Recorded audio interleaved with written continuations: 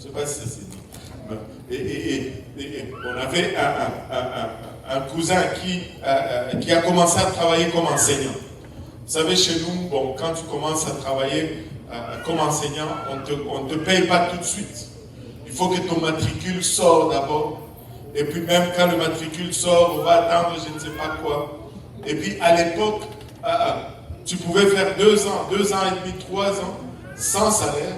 Et puis après, là on faisait un rappel. Quand on faisait un rappel, on te donnait tout ton salaire qui était dû depuis tout ce temps. Et là, mon cousin, il a eu un rappel, je crois, de 3 ans et demi. Et il a commencé à trembler littéralement. C'était beaucoup d'argent. Il est venu à la maison avec l'argent, il tremblait. Et il a compté. Et il tremblait tellement qu'il a oublié de compter, l'enseignant. Et il a dit, on lui a donné peu, il en manquait. Il a repris le sac, il a couru encore à l'école. Arrivé là-bas, ils ont compté avec le comptable, pasteur Serge, pour se rendre compte qu'on lui avait donné trop. On a repris encore un peu là-dedans. Histoire vraie. Vous pouvez comprendre. On a repris encore un peu là-dedans. Et là, il rentre avec l'argent à la maison. Un jour, 2 jours après, l'homme disparaît. Il est parti. Il est allé faire l'ambiance dans des clubs, des hôtels et tout. Et après, je ne sais pas, 2-3 mois, il est revenu juste avec un petit sac, bon voyage. Je ne sais pas s'il y a des Congolais, ils peuvent s'en rappeler. À une époque, il y avait des sacs qui avaient 2 pochettes sur le côté, c'était écrit bon voyage. C'est la seule chose qu'il est retourné avec, un petit sac bon voyage. Et quand ma mère le voit retourner, ma mère le regarde et dit, hé, Luamba, on a vous dire ça, moi, dans mon poté. C'est dit, tu rentres comme le fils prodigue.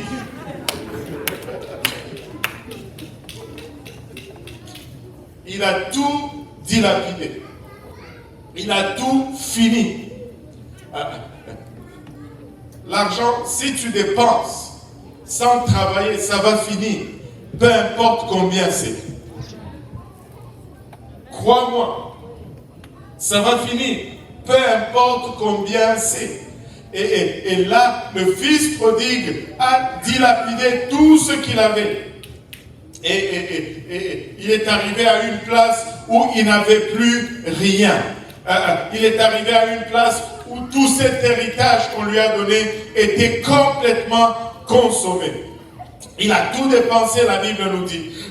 Au verset 15, nous dit qu'il était tellement avide qu'il est allé se mettre au service d'un des habitants du pays, qu'il l'envoya dans ses champs garder le pourceau. Lui qui était un Israélite, il se retrouve à garder des animaux pour qui ces animaux étaient considérés impurs. Laisse-moi te dire ceci.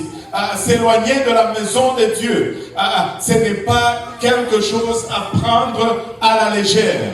Très vite, tu peux te dire, oui, je vais me maintenir. Oui, je vais prier à la maison. Oui, je vais lire ma Bible. Laissez-moi vous dire ceci. Moi aussi, je prie à la maison. Moi aussi, je lis ma Bible. Mais j'ai besoin de mon église.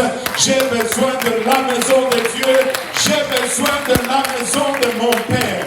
Alléluia. Très longtemps, loin de la maison de ton Père, tu vas te retrouver à faire ce qui était impur. Ce que tu savais très bien que ce n'est pas bon pour toi, tu peux te retrouver assez désensibilisé et à commencer à faire ces choses que tu sais qui n'est pas bien. Rien n'avait changé. Pour lui, rien n'avait changé.